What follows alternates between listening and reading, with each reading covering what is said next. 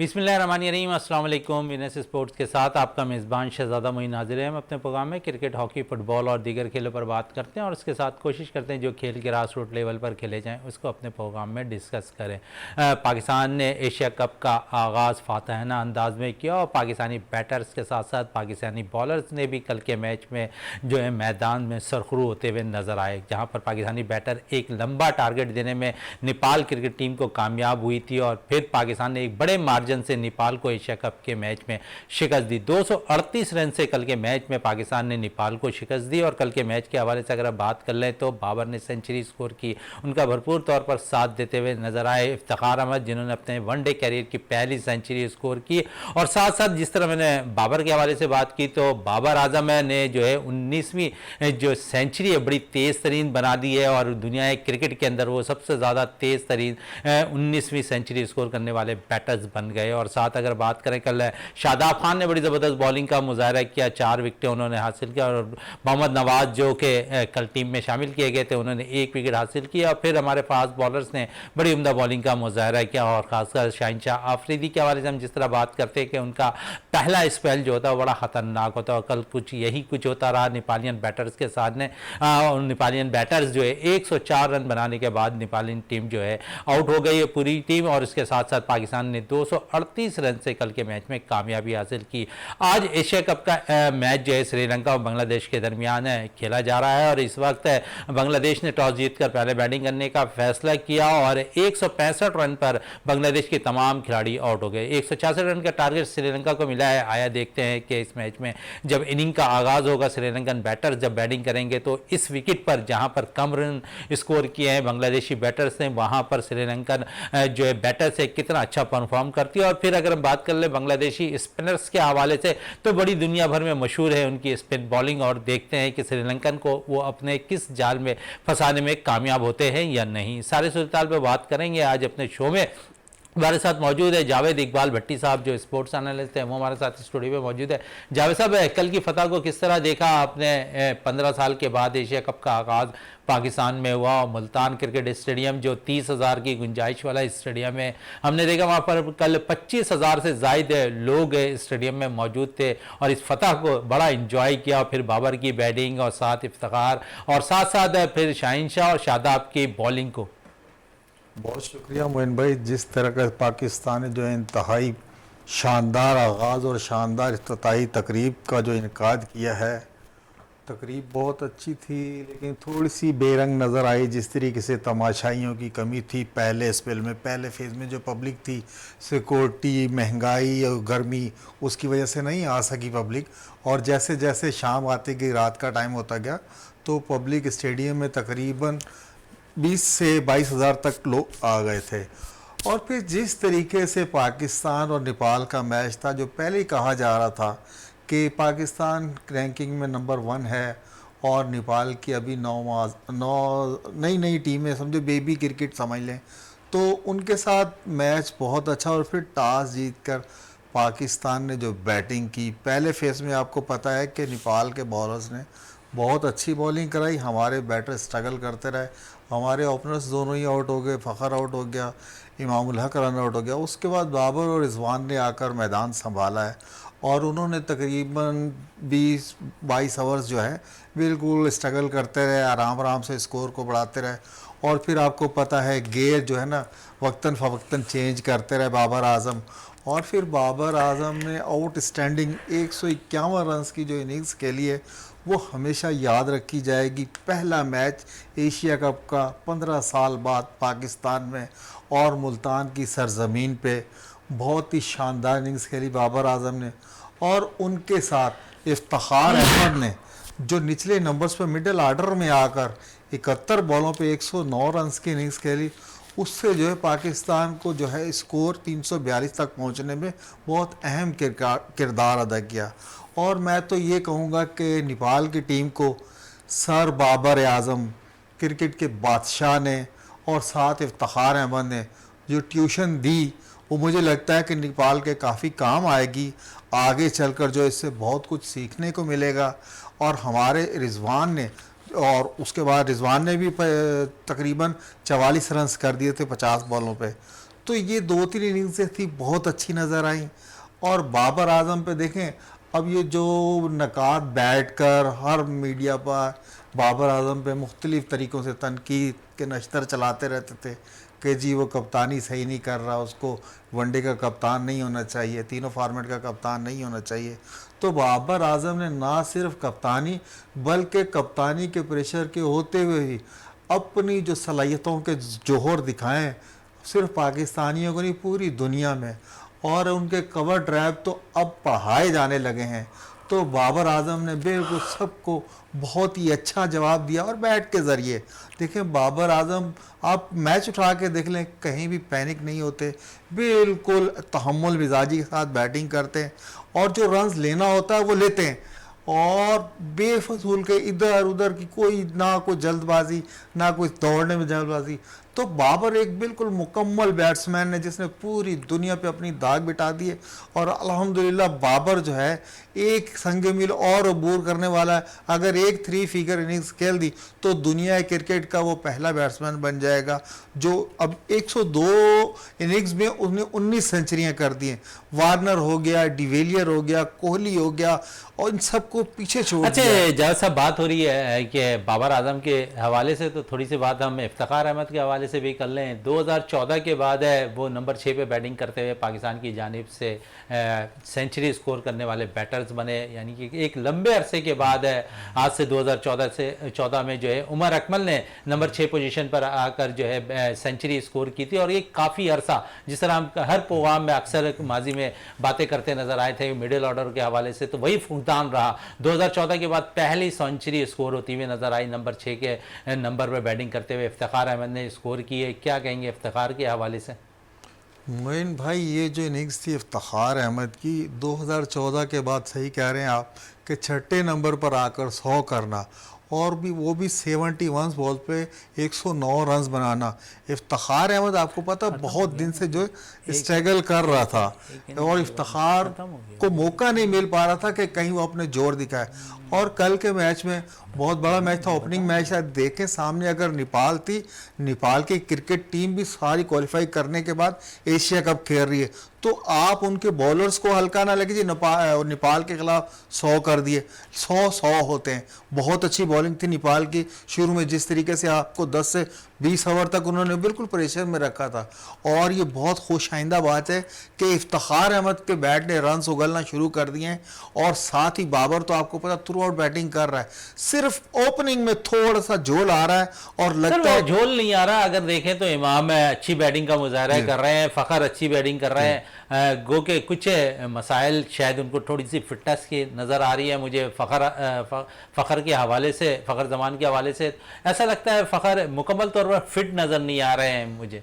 मोइन भाई, फ़खर के बारे में तो इतना नज़र नहीं आ रहा, वो पता नहीं क्यों जल्दबाजी कर रहा है, इतना एग्रेशन दिखा रहा है। वो या तो वो T20 के फॉर्मेट से बाहर नहीं आ पा रहा है, उसके साथ ये प्रॉब्लम चल रही है, और हमेशा गलत शॉट खेलते हुए आउट हो रहा है। बिल्कुल अपनी विकेट जो है ना वो बॉलर को गिफ्ट करके चला जाता है। और अब फिटनेस की अगर बात करें तो भाई आप कुछ भी कहें, मुझे कल शाहीन शाह अफरीदी ने जो बॉलिंग की बहुत अच्छा स्पेल किया, उन्होंने 5 ओवर से बाद बहुत अच्छे किया, लेकिन ग्राउंड के बाहर जाना और अनफिट होना ये 22 से तशवीश है, क्योंकि आगे आपके अहम मैचेस भी हैं। तो अहम मैच की बात हो रही है तो कल रात ही पाकिस्तान की जो टीम है वो रवाना हो गई श्रीलंका। पाले गिली पे मैच है पाकिस्तान का। विकेट अगर हम वहाँ की देखें तो उस पर बड़ा स्पिन ट्रैक है। आप समझ रहे हैं उस ट्रैक पे पाकिस्तानी बैटर से अच्छा परफॉर्म करने में कामयाब होंगे। अगर देखें तो पाकिस्तान से ज़्यादा स्ट्रॉन्ग बैटिंग लाइन जो है इंडिया की है पाली के लिए। मोइन भाई, आपका कहना भी ठीक है, बिल्कुल स्पिन ट्रैक है, सबको पता है, लेकिन पाकिस्तान हाल ही में वहाँ खेल कर आया श्रीलंका की कंडीशन में, तो इंडिया भी वहाँ पहुँच गया। देखें, अब सबसे ज़्यादा जो आपने आराम दिया है ना इस टूर्नामेंट में, एशिया कप में, वो इंडिया की टीम को आपने दिया है। उसके सारे मैचेस श्रीलंका में, और टीमों ने ट्रैवल करना है। और पाकिस्तान देखे रात की दरमियानी शब को वहाँ पहुँची है, फिर आपको पता वहाँ ट्रेनिंग सेशन होंगे, फिर वहाँ मीटिंग भी होगी, और प्लेयर्स को वो जो 10-10 लाख अनाउंस किए उसके लिए एक तकरीब है, उसमें चेक भी दिए जाएंगे। फिर ये प्रैक्टिस करेंगे, फिर मैच खेलेंगे। तो इन टीमों, हमारी टीम के लिए तो ज़्यादा ही ट्रैवलिंग का मसला आ रहा है, लेकिन जिस तरीके से हमारा कम्बिनेशन बना हुआ है, और इंशाल्लाह इंडिया को बहुत टफ टाइम देंगे, और इंडिया की टफ टाइम देंगे। आज जो मैच चल रहा है श्रीलंका और बांग्लादेश का, बांग्लादेश जिस तरह मैंने कहा कि 165 रन पर आउट हो गई, पहले बैटिंग बांग्लादेश की टीम ने किया, स्पिन ट्रैक नज़र आया है यहाँ पर। अगर हम देखें तो जिस तरह, यही मैं बात कर रहा हूँ आपसे कि पाकिस्तानी बैटर्स स्पिनर्स के सामने थोड़ा सा फंसते हुए दिखाई देते हैं। तो पाकिस्तान ने भी मैच खेलना है, और यहाँ पर अगर हम देख लें तो जिस तरह 165 रन स्कोर हुए हैं, आज बांग्लादेश ने स्कोर किया, आया कि एक इनिंग हुई है। अभी देखते हैं कि श्रीलंका जब चेस करने जाता है तो किस हद तक गेंद वहाँ पर मूव होती नज़र आ रही है या टर्न होती हुई नज़र आएगी। ये तो अब जब श्रीलंकन बैटर्स बैटिंग कर रहे होंगे तो उस वक्त नज़र आएगी। मोइन भाई, जिस तरीके की श्रीलंका की विकेटें हैं, और आपको पता है श्रीलंका और बांग्लादेश दोनों को, आपको पता है ना, प्रॉब्लम्स रही। उनके भी प्लेयर अनफिट थे, उनके भी प्लेयर अनफिट थे, दोनों यानी कि जख्मों से चूर टीमों का मैच चल रहा है। और जो उन्होंने विकेट बनाई है बिल्कुल स्पिन ट्रैक है, यानी कि उनके प्लेयर ने, ओपनर संतू ने 80+ रन्स किए, फिर भी स्कोर बोर्ड पे सिर्फ 165 लगा है। इसका मकसद है कि स्पिनर डोमिनेट कर रहे हैं। तो जिस तरीके के श्रीलंका के पास स्पिनर हैं, बांग्लादेश के पास भी बहुत अच्छे स्पिनर है, वर्ल्ड क्लास स्पिनर है उसके पास भी। मुकाबला बहुत टफ बड़ी टीमों के खिलाफ बांग्लादेशी स्पिनर्स ने जो है बड़े अच्छे कारनामे अंजाम दिए हैं। और अगर साकिब अल हसन की बात कर लें तो बड़ी जबरदस्त बॉलिंग का मुजाहरा करते हैं। शकीब हो गया, मेहंदी हो गया, ये बड़ी जबरदस्त फॉर्म में है। तो यकीनन 3-4 स्पिनर्स तो ऐसे हैं जो अपनी जाल में फंसाने की सलाहियत रखते हैं। बिल्कुल मोइन भाई, सिर्फ यहाँ डिफरेंस ये आएगा। देखें, मैंने आपसे उस दिन भी बात की थी, ये जो हमारी एशियाई टीम है ना, ये ज़्यादातर T20 खेल रही थी।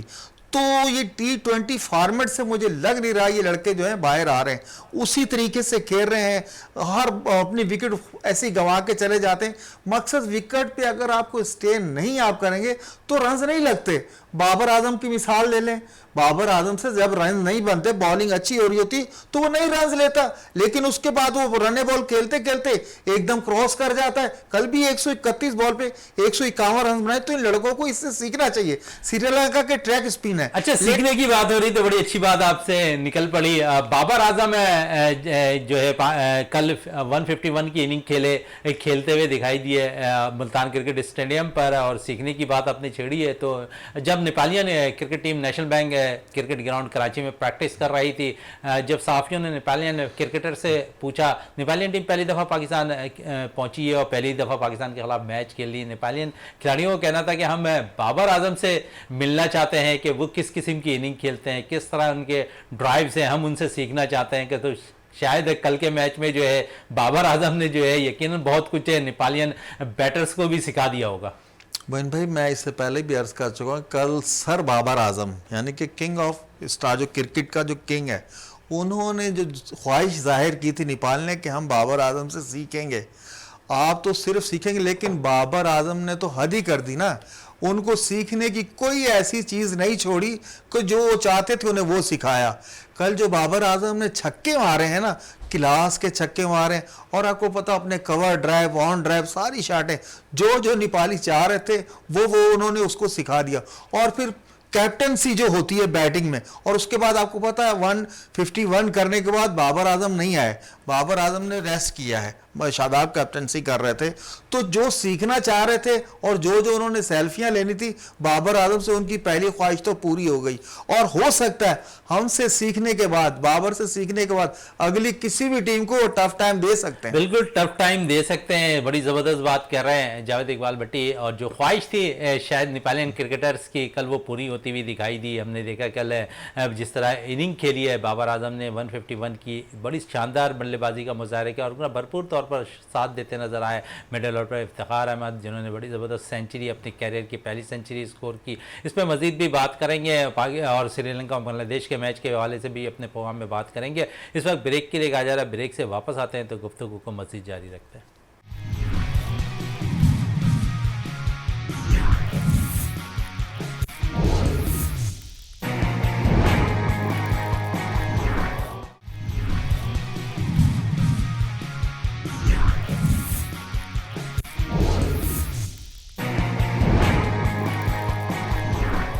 बिल्कुल वक्त से पहले जिस तरह हम बात कर रहे थे, ख़ासकर बाबर आजम, इफ्तिखार और फिर श्रीलंका और बांग्लादेश के टीमों के दरमियान जो एशिया कप का आज मैच श्रीलंका में खेला जा रहा है, जहां पर 165 रन पर बांग्लादेशी टीम आउट हो चुकी है और इनिंग अब दूसरी कुछ देर के बाद शुरू करेगी श्रीलंकन टीम। इस हवाले से भी बात करेंगे।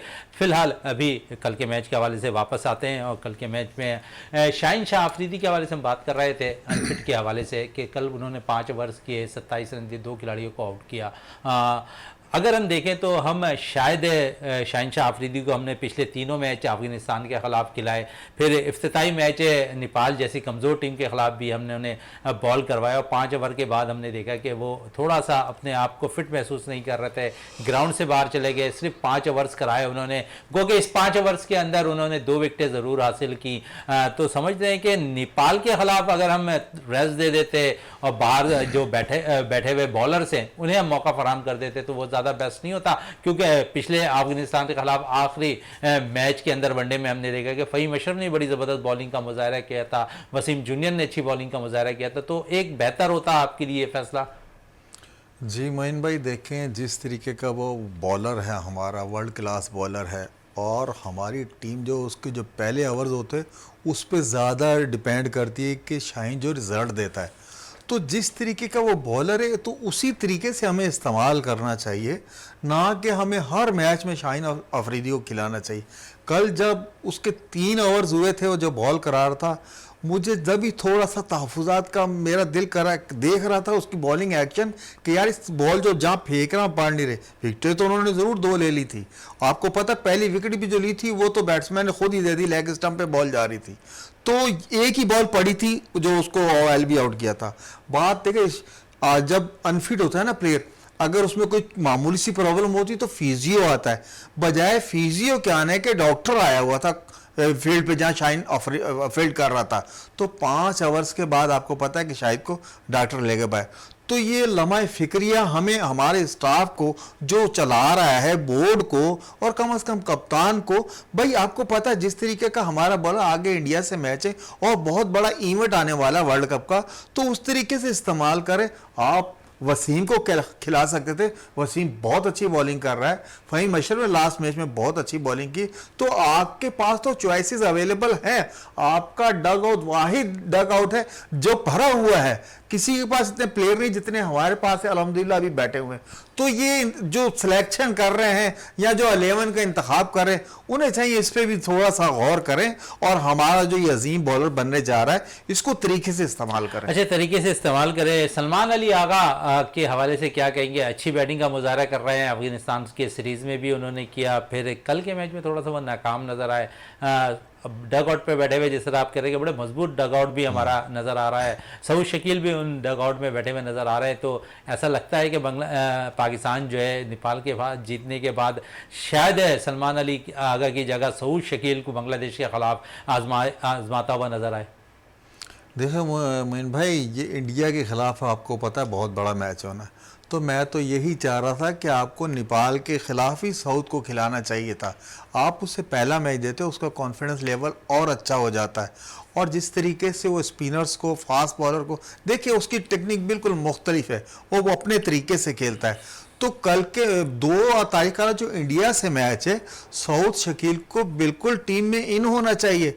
अब सब कहते हैं जी वो आगा जो है बॉलिंग भी कर लेता है, बैटिंग भी अच्छा कर लेता है।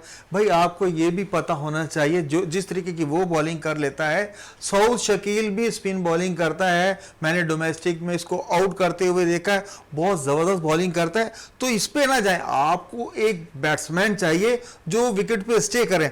आज का आप मैच देख लें बांग्लादेश का और श्रीलंका का, उनके एक सिर्फ संटू ने स्टे किया है तो उसने 80 प्लस रन कर दिए, और उसके बाद देख लें 165 रन पे पूरी टीम समेट दी गई। तो इसीलिए मैं चाहता हूं नीचे कोई मिडिल में ऐसा प्लेयर हो जो आपको 50 ओवर खड़े रह के विकेट पे दे और स्कोर भी बना कर दे। बिल्कुल, स्कोर भी बना कर दे। कल थोड़ी सी बात हम कर लें इफ्तिताई तकरीब की। जावेद साहब, बड़ा ज़बरदस्त इफ्तिताई तकरीब हुआ जहाँ पाकिस्तानी गुलकारों ने अपने आवाज़ का जादू जगाया। वहाँ पर नेपालियन गुलकार आयमा ने भी अपना जादू जगाया। नाज़रीन बड़े महजूज हुए कल के मैच से कबल, क्योंकि बाकायदा तौर पर जिस तरह आतिशबाजी का भी मुजाहरा किया गया, गो कि पहले ये कहा गया था कि जो है बड़ी सादी सी तकरीब होगी एशिया कप की, ऐसा कुछ हुआ नहीं, थोड़ा सा रौनक लगता हुआ नज़र आया और ख़ासकर इसमें 4 चांद नेपालियन गुलकार ने भी लगा दिए। मोइन भाई वो कह रहे हैं ना, बहुत ही शानदार तकरीब थी, तकरीबन औसत दर्जे की थी, लेकिन जो इस तकरीब को 4 चांद लगे वो नेपाली गुलकारा जो आई थी। और मज़े की बात ये कि मुल्तान स्टेडियम में आपको नेपाली टीम के फैंस भी नज़र आ रहे थे, अच्छी खासी तादाद में मौजूद थे। और हमने भी आयमा बेग को ही सिर्फ बुलाया था, कोई बड़ा नाम हमारे पास भी नहीं था। तकरीब जिस तरीके से पहले तो इन्होंने कहा था बिल्कुल सादगी से करेंगे, अगर आपने करनी थी तो कम से कम जो बड़े नाम थे उनको 2-3 को आप डालते, तकरीब को तब 4 चांद लग सकते थे। जिस तरीके से नेपाल की गुलकारा आई थी तो हमें भी 1-2 अच्छे बड़े नाम डालते। और जो है आपको पता दिन का टाइम था, ये फाइट फक्स तो आपको पता रात को होती, सारा जो जलवा होता है ये रात को होता है, लेकिन फिर भी बहुत अच्छी तकरीब थी हमारे हिसाब से, बहुत अच्छी तकरीब से ज़्यादा बेहतर तकरीब, क्योंकि एक बड़ा इवेंट करवाने जा रहे थे, इस तकरीब को बड़े ज़बरदस्त अंदाज में कराना चाहिए था। और दूसरी तरफ हम देखें तो PSL की जो तकरीब होती है वो बड़ी ज़बरदस्त होती है। तो फ़र्क तो यहाँ नज़र आया, पाकिस्तानी क्रिकेट बोर्ड यहाँ पैसा शायद ज़ाया करते हुए नज़र नहीं आई यहाँ पर। मोइन भाई अब देखें, या आप भी समझ रहे हैं, मैं भी समझ रहा हूँ, PSL आपको पता हो तो सिर्फ पैसा ही पैसा है, तो उस पर तो जितना भी लुटाएं आपको पता है वो फ़ौरन रिकवर कर लेता है। तो यहाँ थोड़ी सी मैं समझूंगा कि पाकिस्तान क्रिकेट बोर्ड ने थोड़ी सी कंजूसी का मुजाहरा किया। महंगाई जो अगर समझ में महंगाई बढ़ गई है, आपको पता महंगाई की वजह से कर सकता है, लेकिन पाकिस्तान क्रिकेट बोर्ड को ये क्रेडिट जाता है कि आजकल पाकिस्तान क्रिकेट बोर्ड जिस तरीके से बच्चों को कॉन्ट्रैक्ट दे रहा है, उनके वजीफे लगा रहा है, और आपको पता ब्लाइंड को दे रहा है, व्हील चेयर्स वालों को दे रहा है, तो ये तकरीब पे भी थोड़ा सा खर्चा कर सकता था, लेकिन और इससे अच्छी हो जाती। लेकिन बात ये तकरीब जितनी थी ना बहुत अच्छी थी, क्योंकि आपको पता ये हाइब्रिड मॉडल है। अगर पूरा यहाँ एशिया कप होता तो फिर आप तकरीब देखते, पूरी दुनिया देखती कि कैसे हम जो होस्ट करते। 4 मैच हमारे पास है, 4 मैच के हिसाब से तो तकरीब बिल्कुल अच्छी थी, 4 मैच के हिसाब से तकरीब बिल्कुल सही नज़र आ रही थी। बात कर लें मोहम्मद रिजवान के कल आउट होने की, जो जिस तरह वो कल रन आउट हुए, क्या समझे, as a senior, as a Pakistan के मिनटोर के हैसियत से काम करने वाले मोहम्मद रिजवान, क्योंकि उनको शायद ये कहा जा रहा है कि मुस्तकबिल का बहुत बड़ा विकेट कीपर बैटर्स वो सामने आ रहा है। ऐसे में इस किस्म का रन आउट होना क्या समझते हैं कि उनको जेब नहीं देता, या फिर कुछ ओवर कॉन्फिडेंस का शिकार हो गए थे मोहम्मद रिजवान? नहीं मोइन भाई, सिर्फ आपकी इस बात से इत्तफाक करता हूँ कि मुस्तकबिल का जो है ना वो बहुत बड़ा विकेट कीपर बैट्समैन स्टार बनेगा, जिस तरीके से बाबर का नाम है, और मोहम्मद रिजवान भी इंशाल्लाह ऐसे ही होगा। और ये उनका रन आउट होना, वो समझ रहे थे कि बॉल उनको हिट कर जाएगी, वो सिर्फ बॉल और उसमें रहे, कोई ज़्यादा ये नहीं है, इसको मुज़िका खैज भी नहीं कह सकते। होता है कभी कभार ऐसे मैचेस में हो जाता है, जैसे ब्रिस्टो जो है इंग्लैंड के थे, वो भी इसी तरीके से रन आउट हो गए थे, आगे निकल गए थे टहल ने, लेकिन ये टहल नहीं रही थी, इन्होंने थोड़ा सा जंप कर लिया था। तो ऐसी चीज़ें अगर क्रिकेट में ना हो तो मज़ा नहीं आता। और देखें ना, अगर ये चीज़ हुई है तो आप इस पे जो है सवाल उठाया आपने, मैं भी उसका जवाब दे रहा हूँ। तमामी मीडिया होने पर सवालिया निशान बने हुए है वो चीजें। मैं इस पे कोई तनकीद नहीं करना चाह रहा, ऐसा मैच में पार्ट ऑफ द गेम है, ऐसी चीज़ें क्रिकेट मैच में हो जाती हैं। बिल्कुल ऐसी चीज़ें क्रिकेट मैच के दौरान हो जाती हैं, और एक अजीब किस्म के रन आउट होने का स्टाइल शायद कल के मैच में शायकीन क्रिकेट ने भी देखा मोहम्मद रिजवान के। और अगर हम बात करें ख़ासकर बाबर आजम के हवाले से, तो बाबर और रिजवान की जिस तरह की जोड़ी है, मुस्तकबिल में यही कहा जा रहा था कि जब मिडल ऑर्डर हमारे परफॉर्म नहीं करता कि बाबर और रिजवान रन करेंगे तो पाकिस्तानी टीम बड़ा रन करती दिखाई देगी। लेकिन अब शायद ये सब कुछ बदल गया है, पाकिस्तान के बैटर्स बड़े मिडिल ऑर्डर पर रन कर रहे हैं, पाकिस्तान के स्पिनर्स अच्छी बॉल का मुजाहरा कर रहे हैं, पाकिस्तान के फास्ट बॉलिंग का शोबा बड़ा मजबूत दिखाई दे रहा है। इन सारे सूरत-ए-हाल पे जिस तरह हमने अपनी बात की प्रोग्राम में मजीद भी बात करेंगे, लेकिन इस वक्त ब्रेक के लिए कहा जा रहा है, ब्रेक से वापस आते हैं तो गुफ्तगू को मजीद जारी रखते हैं।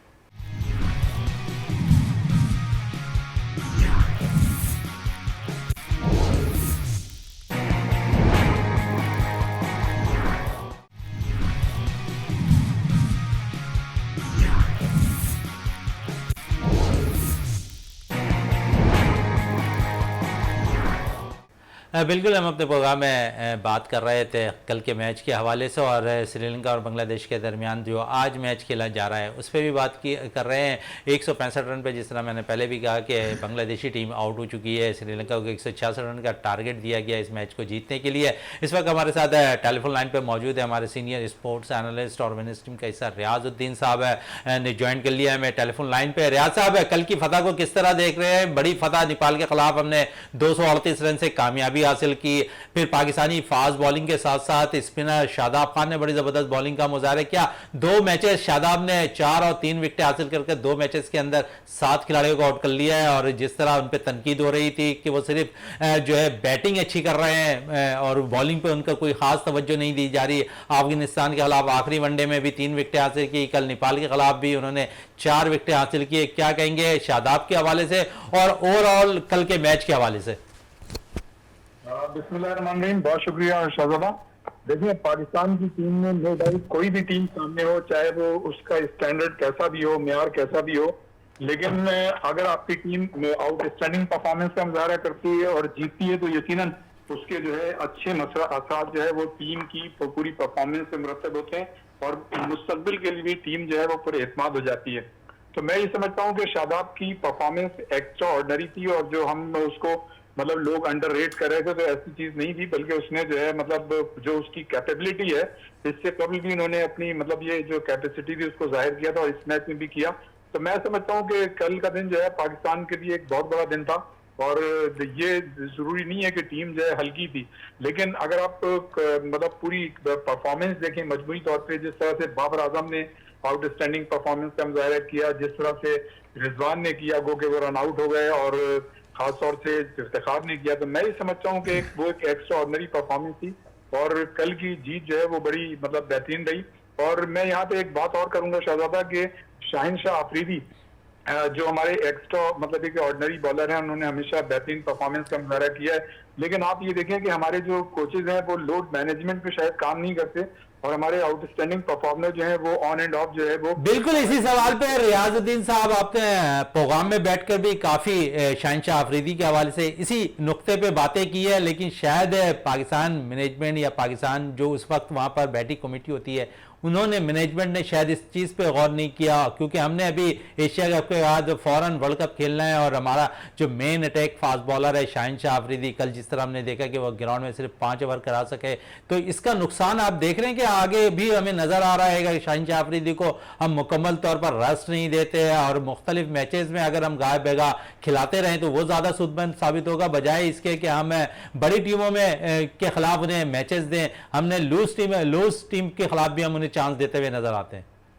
मतलब हमारा हमेशा से प्रॉब्लम आपने देखा है कि यही रहा है कि हम अपने जो आउटस्टैंडिंग परफॉर्मर हैं उनको बेदर्दी से इस्तेमाल करते हैं इस लालच में कि उनके जरिए हमारी टीम जो है वो कामयाबी हासिल करती रहेगी और कोचेस का जो ऑफिशियल्स का नाम होता रहेगा, सिलेक्शन कमेटी का नाम होता रहेगा कि देखें जी हमने जो सिलेक्शन हमारी सिलेक्शन कमेटी ने जो टीम सिलेक्ट की थी वो पता याद हो रही है। मैं ये समझता हूँ कि फास्ट बॉलर्स को तो वैसे भी रेस्ट देना चाहिए, इसलिए कि क्रिकेट इतनी हो रही है कि आप एक ही बॉलर को T20 भी खिला रहे हैं, वनडे भी खिला रहे हैं, टेस्ट भी खिला रहे हैं और आप जो है बेदर्दी से उसको इस्तेमाल कर रहे हैं। मैं समझता हूँ कि ऐसा नहीं होना चाहिए, लोड मैनेजमेंट पे काम करना चाहिए, हम हर खिलाड़ी को वक्तन फवक्तन आराम देना चाहिए, दूसरे खिलाड़ियों को ट्राई करना चाहिए और एक लॉन्ग रन के लिए आपको एक अच्छी टीम जो है वो तश्कील देनी चाहिए, चाहे जाए कि आप फौरी तौर पर उजलत में, जल्दबाजी में, लालच में मतलब अपने अच्छे परफॉर्मेंस को इस्तेमाल करते रहें और वो जो है अनफिट हो जाए और फिर आपके लिए वो नुकसानदेह साबित हो। तो मैं ये समझता हूँ कि ये गौर करना चाहिए हमारी सिलेक्शन कमेटी को भी और हमारे ऑफिसर्स को भी कि खिलाड़ियों को मतलब जब आपके पास इतनी चॉइसेस हैं एक एक पोजीशन पे तो आप मतलब ये एहतियात से इस्तेमाल करें, तो इसमें कोई बुराई नहीं होगी। अच्छा, बुराई नहीं होगी। थोड़ी सी बात आज के मैच पे कर लें रियाजुद्दीन साहब। आज श्रीलंका और बांग्लादेश की टीमों के दरमियान मैच खेला जा रहा है। बांग्लादेश ने टॉस जीतकर पहले बैटिंग करने का फैसला किया और 165 रन कर पूरी टीम बांग्लादेश की आउट हो गई। इस मैच में स्पिनर्स ने बड़ा अहम किरदार अदा किया श्रीलंकन से, तो क्या कहेंगे स्पिन ट्रैक पर शायद श्रीलंकन बैटर जब बैटिंग करने आए, क्योंकि अगर हम देखें तो बांग्लादेश की स्पिन ट्रैक भी बड़ा मजबूत दिखाई देता है। देखिए मैं आपको बताऊं कि श्रीलंका तो वैसे भी एक बात के लिए मेरे ख्याल से 40 के करीब उन्होंने मैचेस जीते हैं, जबकि बांग्लादेश ने उनके खिलाफ 9 मैचेस जीते। तो उनकी तो श्रीलंका की परफॉर्मेंस उनके मतलब अगेंस्ट ऑन पेपर भी और ग्राउंड भी उनकी आउटस्टैंडिंग रही है, इसमें तो कोई शक है नहीं। और फिर ये विकेटें जो है स्पिनर्स के लिए बनाई गई, कमोबेश मतलब काम कर रही हैं, तो स्पिनर जो है इस पे डोमिनेट कर रहे हैं। और मैं ये समझता हूँ कि श्रीलंका की टीम को कोई मुश्किल नहीं होगी। और वैसे भी अगर आप देखें तो श्रीलंका जो है मैं ये समझता हूँ कि इंडिया के बाद दूसरी टीम है जिसने सबसे ज्यादा मरतबा एशिया कप को जीता है। तो मैं ये समझता हूँ कि श्रीलंका जो है आज का मैच यकीनन वो जीती हुई है। और आइंदा के लिए जो ये 3 टीमें हैं, इंडिया की टीम, पाकिस्तान और इनके दरमियान जो है सब मुकाबला होगा। और मैं ये समझता हूँ कि बांग्लादेश की टीम में सियासत बहुत है, उनकी आपस में चपकलिश बहुत है, और उसके नतीजे में बांग्लादेश की टीम जो है, जो उनकी अंदरूनी सियासत है बोर्ड और खिलाड़ियों के दरमियान, उसकी वजह से वो मैं समझता हूँ कि नफसाती तौर पर वो थोड़े अंडर प्रेशर हैं, जिसकी वजह से परफॉर्मेंस नहीं दे पा रहे। बिल्कुल, जिसकी वजह से परफॉर्मेंस देते हुए नजर नहीं आ रहे हैं और बांग्लादेशी बैटर्स। थोड़ी सी बात है विमेंस टीम के हवाले से कर लें। रियाजुद्दीन साहब, कल से हम देखेंगे कि बाकायदा तौर पर 3 T20 मैच का आगाज़ पाकिस्तान और जनूबी अफ्रीका विमेंस टीम के दरमियान होगा। National Bank Arena cricket ground पर ये मैचेस खेले जाने हैं। क्या कहेंगे इस T20 मैच के हवाले से? देखिए शहजादा, पहली मरतबा कोई बड़ी टीम जो है विमेंस की वो पाकिस्तान आई है, तो यकीनन एक खवातीन में मैं देख रहा हूँ जोश और खरोश तो पाया जाता है, न सिर्फ हमारी टीम में पाया जाता है बल्कि जो खवातीन है जैसे जैसे उनको पता चल रहा है तो उनमें एक जोश और जज्बे का मतलब इजहार देख रहे हैं। और इसी तरह जो खिलाड़ी मतलब जो खवातीन खिलाड़ी चाहे उनका ताल्लुक किसी भी खेल से हो, क्रिकेट से भले ना हो, लेकिन वो भी काफी खुश और मुतमईन दिखाई देती हैं। तो मैं ये समझता हूँ कि ये खवातीन के लिए एक बड़ी पॉजिटिव अच्छी बात है कि एक बड़ी टीम जो है काफी अर्से के बाद पाकिस्तान आई है। और वैसे भी आप ये देखें कि हालिया सालों में हमारी जो वीमेंस टीम है उसने मतलब ये कि ग्रेजुअली बट श्योरली अच्छी मतलब की परफॉर्मेंस का मुजाहरा किया। और दुनिया की बड़ी टीमों के साथ अगर वो बहुत ज्यादा मैचेस जीती नहीं है लेकिन उनको आंखें दिखाने में जरूर कामयाब रही है। तो मैं ये समझता हूँ। अच्छा, आंखें दिखाने की बात हुई तो हम तो अपने होम ग्राउंड पे शायद आंखें दिखाते हुए नजर आएंगे जनूबी अफ्रीकन विमेंस क्रिकेटर्स को। नहीं देखें शहजादा, बात ये नहीं होती कि आपने उनके खिलाफ जीतना ही है। बात ये है कि जब आपको इस तरह के मैचेस मिलेंगे बड़ी टीम के खिलाफ तो आपकी टीम के खिलाड़ियों का जो कॉन्फिडेंस लेवल है वो हाई होगा। और आपका जब एक्सपोजर बढ़ता है ना तो आप मुस्तकबिल के लिए अच्छी परफॉर्मेंस देने के काबिल हो जाते हैं। लेकिन अगर आप अच्छी टीमों से खेलेंगे ही नहीं तो वो जो है मतलब फिर आपके एक्सपीरियंस नहीं होगा। तो ये चीज अभी मैटर नहीं करती है कि हमारी टीम जो है आंखें दिखाए और जीते। मैं समझता हूँ हमारी टीम का इतनी बड़ी टीम के साथ खेलना ही मैं समझता हूँ कि बहुत अच्छी बात है। वैसे तो आपको होम कंडीशंस का एडवांटेज होगा। और देखें क्रिकेट है, एक गेम का खेल है, मतलब वो टीम बहुत अच्छी है तो उससे कुछ नहीं होता, हमारी टीम भी जीत सकती है। जैसे आप देखें मेंस की टीम में अफगानिस्तान की टीम को लोग कमजोर समझते हैं लेकिन बातों बात वो एक्स्ट्राऑर्डिनरी परफॉर्मेंस का मुजाहरा करती है। तो मैं ये समझता हूँ कि आप देखें ना जैसे नेपाल का और हमारे पाकिस्तान की टीम का जो मैच हुआ उसमें ये कि आप अगर दूसरे अंदाज से देखें तो मैं समझता हूँ कि नेपाल की टीम ने मैं समझता हूँ निस्बतन बेहतर खेल का मुजाहरा किया। ये हमने तो पहले ही कहा था कि हमारा जो खास तौर से बॉलिंग अटैक है वो उनसे बहुत ज्यादा अच्छा बॉलिंग अटैक जो है मैं समझता हूँ कि वो एक्स्ट्राऑर्डिनरी परफॉर्मेंस का मुजाहरा किया और उसी तरह से उसने एक्स्ट्राऑर्डिनरी परफॉर्मेंस का मुजाहरा किया। तो ये तो चलता है कमजोर और बड़ी टीम, बिल्कुल कमजोर और मजबूत टीमों के दरमियान। लेकिन बराबरी का मैच होने जा रहा है 2 सितंबर को पाले किली में, जहां पर पाकिस्तान और इंडिया की टीम मद्दे मुकाबिल होगी। क्या कहेंगे उस मैच के हवाले से? तमाम टिकटें फरोख्त हो चुकी हैं उस मैच की। देखिए वो तो आप देखें वहाँ पे हालांकि जो मैच के इम्कान हैं वो मौसम जो है 60% इम्कान हैं कि मौसम जो है वो मतलब खिलाफ होगा, वहाँ बारिश भी हो सकती है। और इसी तरह 24 डिग्री सेंटीग्रेड वहाँ पे मौसम होगा, मतलब गर्मी होगी। और उसके बावजूद सारे टिकट बिक गए हैं और एक टिकट जो है कमोबेश को तकरीबन 87,000 रुपए का है, लेकिन उसके बावजूद ग्राउंड फुल है। मैं समझता हूँ नफ्स का खेल होगा और पाकिस्तान और की परफॉर्मेंस इस वक्त ग्राउंड ऑन ग्राउंड जो है बहुत अच्छी है और पाकिस्तान की टीम जो है जीत भी सकती है, लेकिन नफ्स का खेल होगा। नफ्स का खेल होगा। रियाजुद्दीन साहब हमारे साथ, जावेद इकबाल भट्टी साहब मौजूद हैं, वो कुछ सवाल करना चाह रहे हैं आपसे। जी जी जी, रियाज भाई अस्सलाम वालेकुम। वालेकुम सलाम। सर मैं आपके तजर्बे से कुछ फ़ायदा उठाना चाह रहा हूँ और हमारे जो वीनस के नाजरीन हैं उनके लिए आपका ये तजिया चाहिए कि पाकिस्तान में एवरेज स्कोर कितना बनेगा और श्रीलंका में एशिया कप के मैचेस के दौरान एवरेज स्कोर कितना बनेगा, आप अपने तजर्बे से ज़रा बताइएगा। मैं तजर्बे से क्या बताऊं, लेकिन देखें जो विकटें हैं ना, मैं ये समझता हूँ कि वहाँ की विकटें ऐसी हैं कि मतलब ज्यादा जो जब बड़ी टीमें आपस में खेलेंगी तो शायद मेरे ख्याल से दोनों टीमों को बड़ा एहतियात से काम लेना होगा। और कम अज कम मैं समझता हूँ अगर 250 भी स्कोर बने, 250 पौने 300, तो ये एक अच्छा स्कोर होगा। लेकिन मैं देख रहा हूँ कि दोनों टीमें जो है 300 स्कोर करने के तो काबिल हैं। और इससे पहले भी मतलब इस तरह का स्कोर हो चुका है जब ये दोनों टीमें खेलती हैं और इनके जो मतलब मैं समझता हूँ बैलेंस टीम है। और अगर आप वैसे देखें तो इसमें तो कोई शक नहीं है कि भारत की टीम जो है 7 मरतबा जीती है एशिया कप, हम 2 मरतबा जीते हैं। सर हम जीत पे नहीं जा रहे, हम सिर्फ स्कोर की बात कर रहे हैं कि श्रीलंका के जिस तरीके से स्पिन ट्रैक हैं वहां आप क्या देख रहे हैं कि स्कोर कहां तक जा सकता है। जैसे आज बांग्लादेश की टीम 165 रन पर आउट हो गई और पाकिस्तान में ओपनिंग मैच में ही 350 रन बने थे। पाकिस्तान में एवरेज बताएं, रन यहां ज्यादा बनेंगे या वहां उनकी विकेटों पे ज्यादा बनेंगे? नहीं, वहां भी 80 रन बनेंगे। आप देखिए जो के इसमें कोई शक नहीं, आपने बड़ा मतलब टची पॉइंट रेस किया है ज्यादा सब कि इंडिया जो वहां पे श्रीलंका की जो विकेटें हैं उसमें एक तरह से जितने भी मैचेस में जिस तरह वहां का मौसम है तो वो विकेटें जो है सूट नहीं करेंगी, लेकिन उनकी कोशिश ये थी कि सपोर्टिंग विकेटें बनाएं।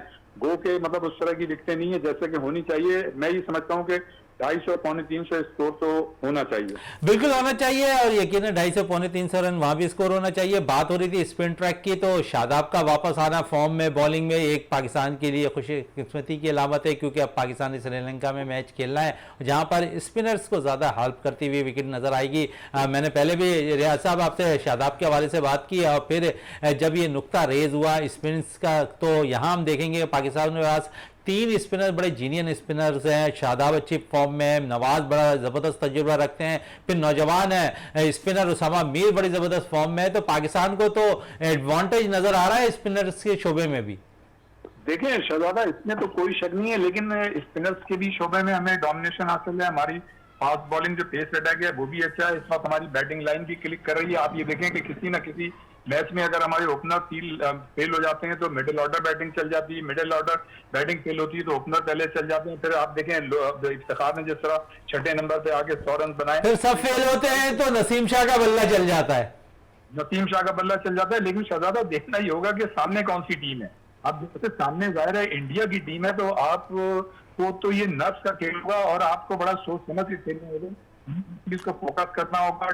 मतलब ये कि अगर हम टू द पॉइंट खेलेंगे तो हम मतलब ये कि उनसे जीत सकते हैं, इसलिए कि हमारे अगेंस्ट ज्यादा मैचेस जीते हैं। रियाज भाई, नसीम शाह को जो अफगानिस्तान के खिलाफ दोनों मैच में वो भी नर्स वाला ही था, नर्स पे काबू रखना अब लड़कों ने सीख लिया। हमारे बॉलर जो हैं 10वें 11वें नंबर वाले, उन्होंने भी अपना नर्स पे काबू रखना तो सीख लिया। इससे तो आप एग्री करेंगे ना, वो दोनों मैच भी ऐसे ही जितवाए थे।